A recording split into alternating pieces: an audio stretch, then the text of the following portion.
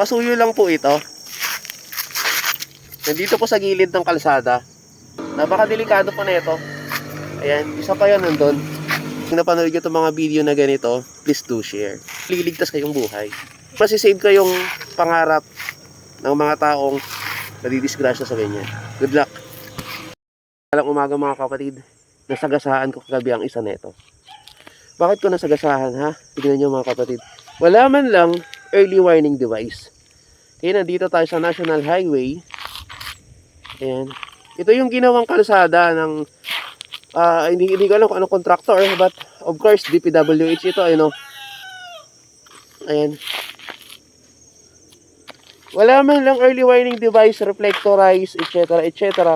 Nandito siya mismo sa ayan o. Ayan.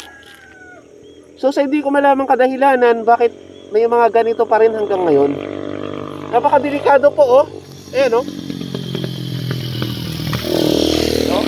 Ito lang po yung ginagawa. Anong silbi na itong bato na to? Diba? Wala. Pag may napuntang motor dyan, bisikleta, kotse, mga nganib. Shout out lang sa mga contractor. Sana magkaroon tayo ng malasakit sa ginagawa natin. Kasi dito natin pinapakain yung pamilya natin, mga kapatid. Huwag kayong magalit sa akin. Diba? Kasi dapat ayusin natin. Huwag nating iwan na ganyan yung ating mga trabaho. Nakakalungkot. Kasi may nasasaktan dyan. Eventually may mawawalan ng pangarap. Pag naman sanang may paglamayan. Pero bago mangyari yun, kaya nga nandito tayo para i-content yung mga ganitong bagay. Para maiwasan natin yung mga masaktan.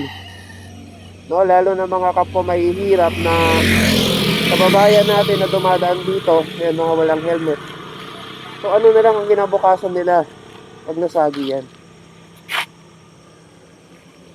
Please lang naman, pag napanood ko ng kinakaukulan, pasuyo po. God bless.